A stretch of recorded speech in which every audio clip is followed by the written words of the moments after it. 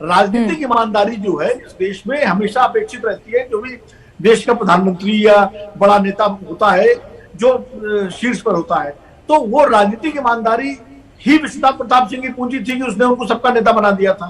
वो राजनीतिक ईमानदारी का ही जो है वो नरेंद्र मोदी की पूंजी बन गई कि आज वो स्वीकार्य हो गए। अरविंद केजरीवाल ने भी बड़े तरीके से उसको जो है अपने एक यूएसपी बनाया है वो मुकाबले में, और ममता बनर्जी भी राजनीतिक रूप से ईमानदारी के मामले में उसी श्रेणी में है। बाकी कोई नेता जो है वो अभी उस तरह से राजनीतिक रूप से ईमानदारी का प्रतीक नहीं बन पाया है। ये अरविंद केजरीवाल ने एक किया। दूसरा, जैसे भारतीय जनता पार्टी ने और मोदी जी ने गुजरात मॉडल को सेल किया था पूरे देश में, वैसे ही अरविंद केजरीवाल और आम आदमी पार्टी अब दिल्ली मॉडल को सेल कर रही है लोगों के बीच में कि भाई दिल्ली मॉडल। आप देखिए अब गुजरात मॉडल पीछे हो गया, दिल्ली मॉडल आगे आ गया। बिल्कुल कांग्रेस के पास कोई नहीं है मॉडल।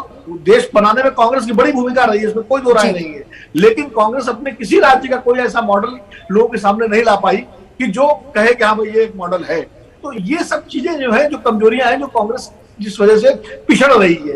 कांग्रेस को भी बहुत रीथिंक करना है, बहुत रिविजिट करना है अपने आप को, और उसके बाद उसको अपनी जो स्थिति है वो बचाए भी रखनी है और आगे बढ़ना भी है। वरना निश्चित रूप से फिर आम आदमी पार्टी आगे बढ़ेगी और कांग्रेस के लिए, भारतीय जनता पार्टी के लिए बाद में, कांग्रेस के लिए पहले संकट उत्पन्न होगा। बिल्कुल। और संजय जी, अब नजर 2024 पर भी है। रेस तो शुरू हो चुकी है। ममता और केसीआर विपक्ष की ओर से मुख्य खिलाड़ी बनने का दावा भी ठोके हुए हैं। ऐसे में केजरीवाल मोदी को क्या सीधे चुनौती दे पाएंगे, और कांग्रेस पार्टी क्या आपको लगता है कि इस रेस में शामिल भी हो पाएगी? ये बहुत विचित्र तरह का रेस होने वाला है 2024 में। शामिल तो सब है, वो ये नहीं कह सकता कि मैं शामिल नहीं हूं या हमारी पार्टी शामिल नहीं है। सब ये चाहते हैं कि दूसरे कहें कि आप इस रेस को लीड करें। स्वयं नहीं कहना चाहते, क्योंकि किसी के भी स्वयं कहने से दूसरे के लिए एक्सेप्टेबल नहीं है। तो रेस में तो 2024 की जो बड़ा इलेक्शन है, 2024 का लोकसभा इलेक्शन, ममता बनर्जी भी सोच रही है कि मैं लीड करूं और रेस में हूं। केजरीवाल के बारे में हम सब चर्चा कर रहे हैं और उनको लगने लगा है कि अब 2024 का रास्ता खुल रहा है, रेस में मैं शामिल हूं। कांग्रेस सबसे बड़ी पार्टी है बीजेपी के बाद। बाकी सारी पार्टियों के पास अगर एमपीज के दृष्टिकोण से देखें, एमपीज के नजरिए से देखें, तो किसी के पास 20, 18, 22, 24 एमएलए एमपीज हैं।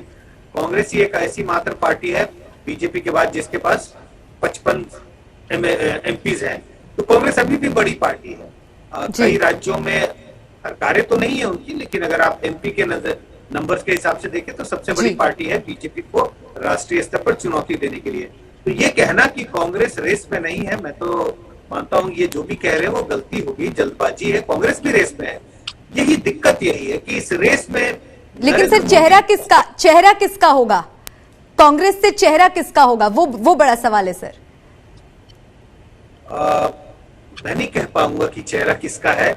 अब देखिए, हम चर्चा कर रहे थे कुछ समय पहले कि अगस्त में कांग्रेस के प्रेसिडेंट का चुनाव है। कांग्रेस के प्रेसिडेंट के चुनाव के बारे में तो हम कई सालों से सुन रहे हैं, 2-3 साल हो गए कि कांग्रेस के प्रेसिडेंट का चुनाव होगा। तो जब कांग्रेस के पास अभी प्रेसिडेंट नहीं है, कार्यकारी अध्यक्ष है सोनिया गांधी के नाम पर, सोनिया गांधी उसका प्रतिनिधित्व कर रही है, तो उस समय चेहरा क्या हो, कौन होगा। लेकिन अगर मुझे लगता है कि अगर सिर्फ गेस ही करना हो, मुझे नहीं लगता कि राहुल गांधी के अलावा कोई और चेहरा होने वाला है कांग्रेस का 2024 में। तो कुल मिलाकर करके, घालमेल कर करके फिर यही होगा कि नहीं, राहुल गांधी